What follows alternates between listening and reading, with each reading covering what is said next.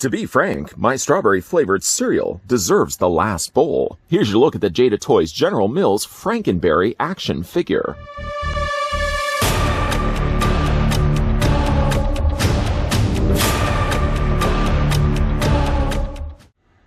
Add your favorite General Mills cereal mascot to your collection with this Frankenberry action figure.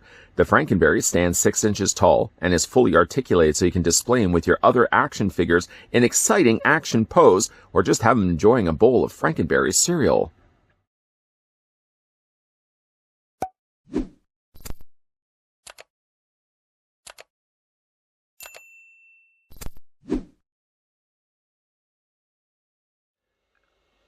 Before we spend some time with our friend Frank, how about the first thing we do is figure out how tall the figure stands. I'm going to grab my trusty ruler and put it right to the very top of his head. Most of the online sites are advertising these monster mascot figures at being around 6 inches in height, when in actual fact, putting the ruler right to the very top of Frankie's head, the figure is actually closer to being about 6.5 inches, or almost 17 centimeters in height. Further adding on to that, here he is next to the Count Chocula that we already had a look at. Count Chocula is going to be smaller than Frankenstein, although if you count, see what I did there, if you count his hair, they're almost about the same height to one another. But in the original animated commercials to promote the cereal, Frankenberry was a lot taller of a monster mascot. Speaking of also mascots and monsters, let's bring in also the next level Frankenstein. And the reasoning why I'm bringing him in is it's also a Frankenstein's monster that Jada Toys have produced. 2 different, very different Frankenstein monsters and how they scale somewhat decently with one another, although you're less likely, I'm guessing, to put these on the same shelf space with one another at least. Looking at the accessories to come include with Frankie, he gets himself a box of Frankenberry cereal. We're going to grab the one that came included with Count Chocula so you can see the difference between the two. In both the cases, Jada Toys have printed on the image of the cereal box rather than relying on decals and stickers. Stickers are never something that lasts the test of time. Printing it on like this certainly guarantees their longevity. And while there is printing on the front of the boxes, there's nothing on the side, not telling you the nutritional facts of either one of the cereals. Not that there's really much in the way of nutritional facts. It's pretty much just a lot of sugar. A lot of sugar. Nothing on this side either. However, on the backs of both of the boxes, you can see that the Count Chocula had the monster mask, and this one also does come included with the monster mask that you can cut out and apparently fool your friends. Tell you down below.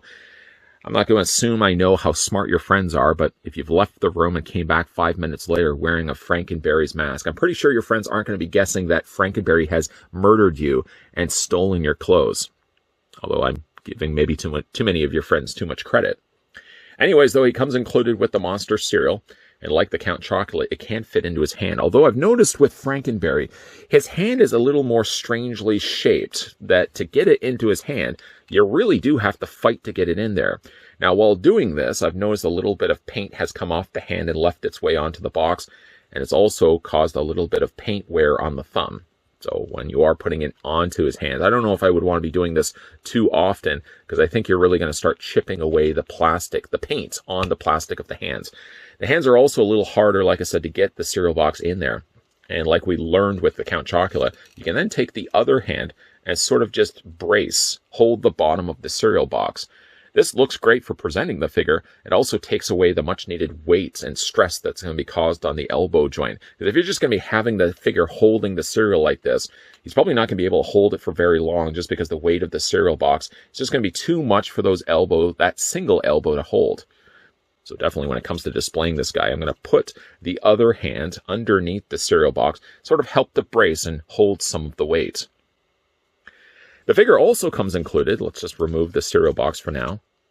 The figure also comes included with a swappable head sculpt, which we'll have a look at right now. Initially, I was fine with settling on the idea of using the defaulted head sculpt for Count Chocula. Now, the more I look at that surprised look on his face, I'm kind of actually liking that head sculpt just a little bit more. While looking at the two of these, I actually think I like this one just a little bit more. It has a lot more expression and personality on the face. The eyes are very much different. Of course, the eyebrows are higher raised on this one, and of course, this one does have the open mouth. But if you do want the more stock head sculpt, luckily, at least it does come included with it, which definitely does bear more of a resemblance to Boris Karloff. I think it bared more resemblance to Karloff than the Count Chocula bared a resemblance to Bela Lugosi. To change the head sculpts off, by the way, just one last look at this head sculpt. I mean, there's nothing really wrong with it at all. I just kind of like the fact that this one has a little bit more energy behind it.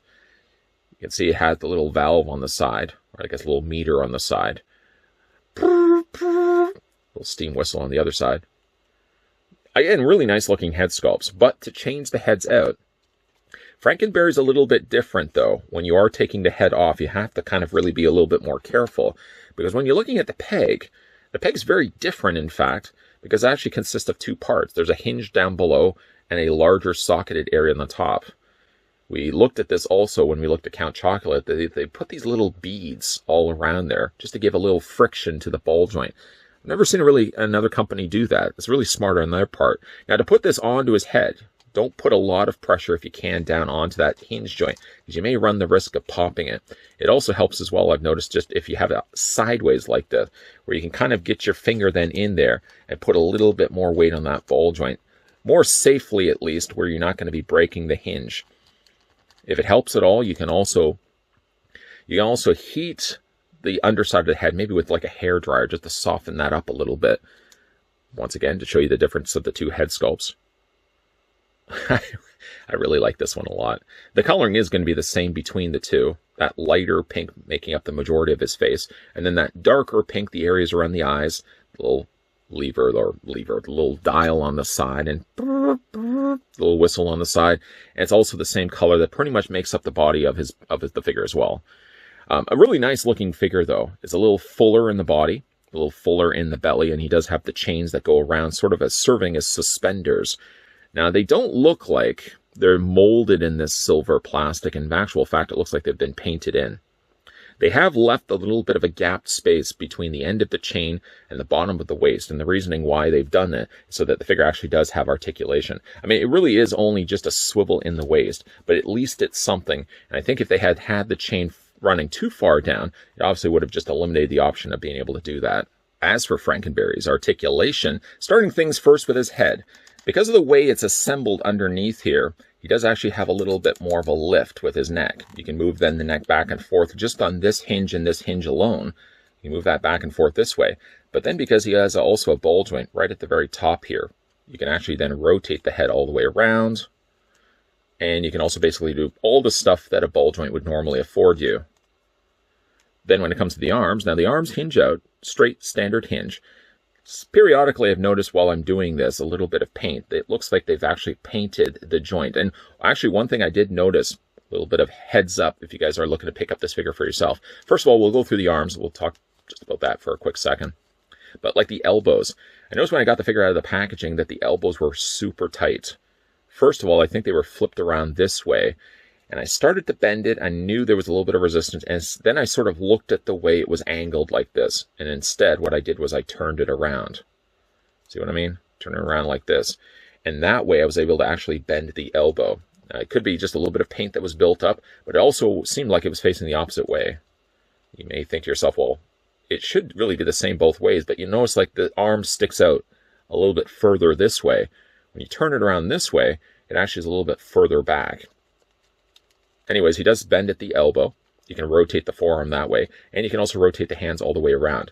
I am just now learning the fact that Frankenberry's fingernails were actually strawberries. How old were you when you just learned that fact? You guys probably have known that for a while. He has a waist swivel. While rotating the waist, I've noticed sometimes that the legs do pop off the ball joints, but that's fine. You can easily pop them back into place. Because of the little bit of mileage that he has down below, you can move the legs out, but not by a lot. You can move them forward and back. There's a swivel about halfway up the thigh. He has a double hinge on the knee. There's one. There's two. And then he has also the articulation in the foot. And also a nice ankle pivot there as well. In case you are curious, by the way, similar to the Count Chocolate we looked at earlier, he does have peg holes on the undersides of his feet. So if you did want to make use of a display stand, I guess if Frankenberry is a little more of a top-heavy figure than the Count, then yeah, you can use yourself a display stand. I mean, if you just put him down on a shelf like this, he seems to actually be pretty good. We can also bring in the Count Chocula. Love, love, love these figures. Did I also mention, I don't think I have done it yet in this review, but in the Count Chocula review, I mentioned that these figures are sitting around $25. That's $25 US, but still converted over. That's a steal of a price to be able to get cereal mascot figures like the monsters here from the 80s. Get yourself also the cereal boxes that they can hold in their hand, and also get alternate head sculpts. I think for $25, it's an absolute steal to pick up these figures and add them to your collection. Not only a super fun line to be collecting, but a reasonably inexpensive line too. The fact that Count Chocula and Frankenberry I found online for $25. You get yourself pretty posable looking figures that come included with their own cereals to hold in their hands and interchangeable head sculpts. I hope this is something that Jada Toys continues to want to run with. I mean, we only have right now Count Chocula and Frankenberry. If you are just looking at the monster cereal mascots alone, there's still Blueberry, there's still Fruit Brew, there's still Fruity Yummy Mummy. But why stop there? I think, if anything, they could continue the trend of doing cereal mascots where each of them could come included with their own corresponding cereals that they can hold in their hand. Although Toucan Sam, I don't know how well he's going to hold his own cereal. But yeah, Toucan Sam, that lucky leprechaun from Lucky Charms, and also maybe even Tony the Tiger. They're great. Yeah, definitely something that I think that Jada Toys should continue to run with. And at the very least, even if they do want to just stop with the monster mascots, I hope at the very least that they're going to be still doing the Blueberry, Fruit Brute, Fruity Yummy Mummy. Yes, please. What do you guys think of this line? Let me know down below in the comments section. And if you are new to this channel, you're enjoying the content that you're seeing, a couple of things you can do for yourself. First of which, you can hit that subscribe button down below. You can also do second of which, hit that bell notification so you get those friendly reminders about whenever new videos are going to be popping up. And third of which, make sure you keep your peepers peeled because there will be more videos coming your way. As always, thanks for watching. See you guys next time.